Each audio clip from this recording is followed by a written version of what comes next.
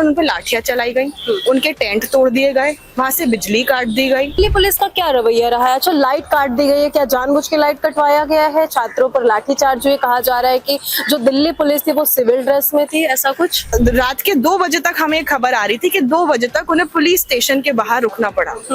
तो ये मतलब ये तो तानाशाही है, ये एक तरीके की किसकी तानाशाही है? भारतीय जनता पार्टी की सरकार की, उनकी युवा विरोधी मानसिकता। आप ये देखिए, सिर्फ ये एसएससी का मुद्दा नहीं है। उन्होंने आज क्या किया, चुनाव से पहले उन्होंने बड़े बड़ा सपना दिखाया और चुनाव के बाद उन्होंने मेट्रो का किराया बढ़ाया। चाहे वो दिल्ली पुलिस हो गई, चाहे वो एमसीडी हो गई, चाहे वो दिल्ली सरकार हो गई, चाहे वो एलजी हो गए, आपकी तो ऊपर से नीचे 4 इंजन की सरकार है।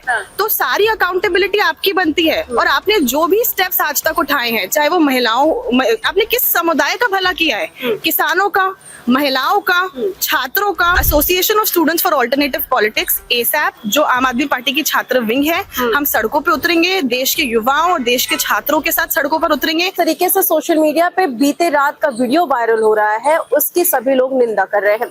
इस वक्त हमारे साथ दिल्ली में ही छात्र संघ की मेंबर ईशा गुप्ता मौजूद हैं।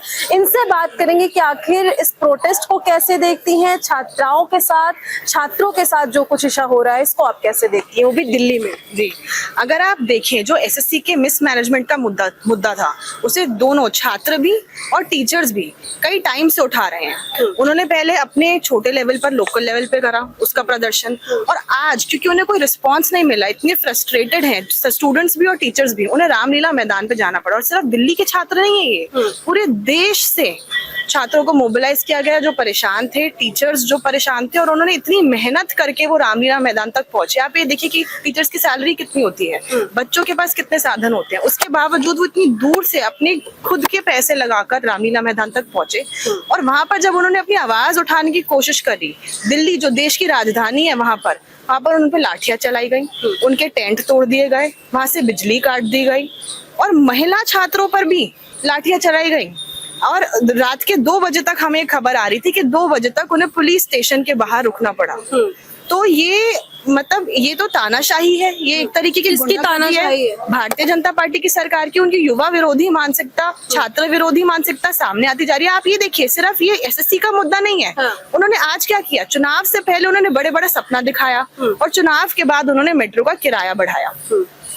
आज ही सुबह हमें ये खबर आई कि मेट्रो में 1 रुपए से लेके 4 रुपए तक रेट बढ़ जाएगा, depending on the distance of travel. आप ये देखिए, जो छात्र है, जो मध्यम वर्ग परिवार से आ रहा है, किसी निजी तबके से आ रहा है, उसका दिन का 60 से 100 रुपए हर रोज के ट्रैवल पे खर्चा हो रहा है। अगर आप हिसाब लगाए तो 2000 से 3000 रुपए खर्चा महीने का मेट्रो पे हो जाता है। आप पूरे साल का हिसाब लगाइए, अब वो छात्र कैसे अफोर्ड करेगा। तो ये इनके सभी जो ये स्टेप्स ले रहे हैं, इनकी सभी पॉलिसीज है, इनकी जो अजीब सी एक गवर्नेंस है, उससे छात्र और युवा परेशान हो चुका है। बीजेपी तो लगातार कह रही है कि जब से दिल्ली में आए हैं तब से वो अलग अलग योजनाओं पर बात कर रहे हैं, युवाओं के विकास पर बात कर रहे हैं, दिल्ली में विकास हो रहा है। आप देखिए, एक चीज होता है कि मीडिया में बात कहना, एक चीज होता है उसे हकीकत में करना। उन्होंने तो 2500 रुपए की भी बात की थी, फ्री सिलेंडर की भी बात की थी। जिस दिन दिल्ली में झुग्गियों को तोड़ा गया, उस दिन भी उन्होंने कहा था कि वो झुग्गियां नहीं तोड़वाएंगे। तो अब सच हमारे सामने है, अब वो किसी को भी खरीद ले, किसी भी बात को छुपा ले, सच जनता के सामने है और जनता महसूस कर रही है कि भारतीय जनता पार्टी को वोट डालकर उन्होंने सबसे बड़ी गलती की। दिल्ली पुलिस का क्या रवैया रहा है? अच्छा, लाइट काट दी गई है, क्या जानबूझ के लाइट कटवाया गया है? छात्रों पर लाठीचार्ज हुए, कहा जा रहा है कि जो दिल्ली पुलिस थी वो सिविल ड्रेस में थी, ऐसा कुछ। जी, तो हमें जो ये खबर आई थी कि आज भी प्रोटेस्ट होना था और कल भी प्रोटेस्ट होना था, और दोनों दिन की प्रोटेस्ट की उनके पास परमिशन थी। टीचर्स अच्छे से बच्चों को मैनेज कर थे, टीचर्स और बच्चे दोनों पीसफुल प्रदर्शन कर रहे थे, अपनी बात रख रहे थे, माइक पर स्पीचेस दे रहे थे।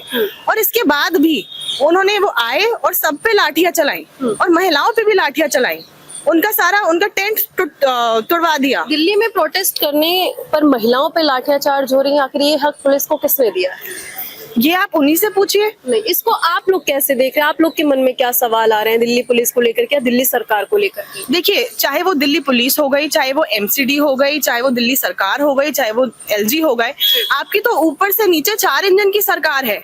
तो सारी अकाउंटेबिलिटी आपकी बनती है। और आपने जो भी स्टेप्स आज तक उठाए हैं, चाहे वो महिलाओं, आपने किस समुदाय का भला किया है, किसानों का, महिलाओं का, छात्रों का, युवाओं का, आपने किस समाज का भला किया है, किस समुदाय का भला किया है, ये सवाल मैं आपसे पूछना चाहती हूँ।